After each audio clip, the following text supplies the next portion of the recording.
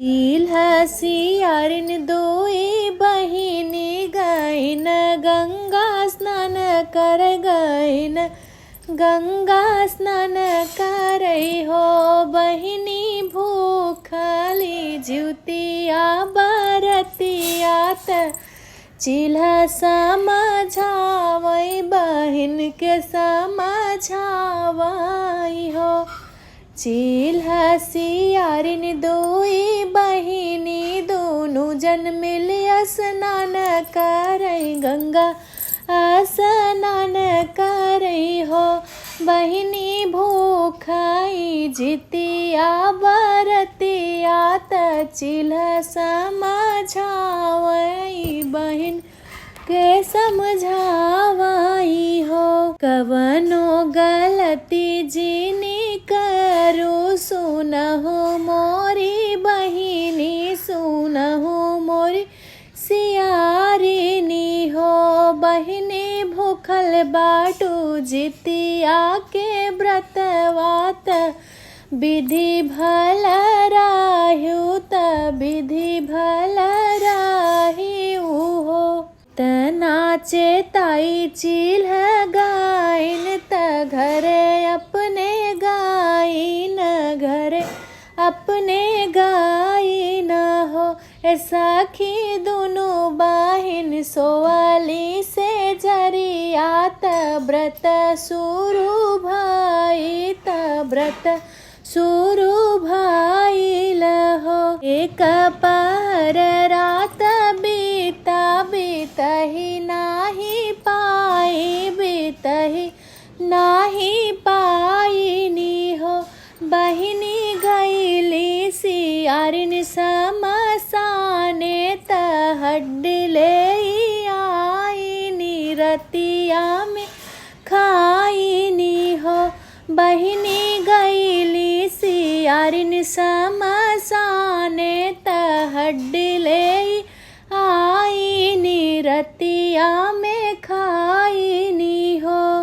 इतनी बचन चिल्हा सुनी सुनही नाही पाई आवाज बहुत सुनीनी हो बहिनी पूछे लागी सियारिन से बात की काऊ तो खाऊ आधी की रतियाऊ हो बहिनी आधी राती काऊ तो खायो आवाज बहुत आवई खटर पट होताई हो।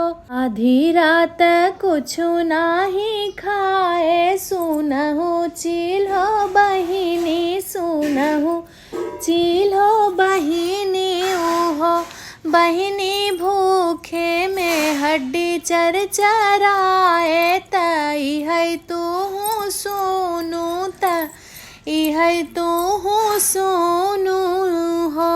यही गलती सियारिन कैली त सातो बेटा खोई त सातो बेटा खोईनी हो बहिनी चिल्हो के बड़ा दुख भाई त जियरा के छारन जियरा के छारन हो। जाई करई दोनों जनी गोहार सुनहु ज्योति मैया सुनहु मोरी मैया हो मैया अब नाही करबै ऐसन गलतिया त लालन लउटावो त बेटा लउटावो हो। ए मैया सुनी ले तू अर्जी हमार गलती अब ना करबै सात बेटा लउटावो हो। जाऊ तो सियारिन करबू नियम से हमारो बरतिया हो हमारो बरतिया हो। सियारिन सातो बेटा है तोहरे घरे त खुश होई के राहु बहुत खुश रही हो। जब सियारिन करीन व्रत त भल विधि कीन भल विधि कीन हो।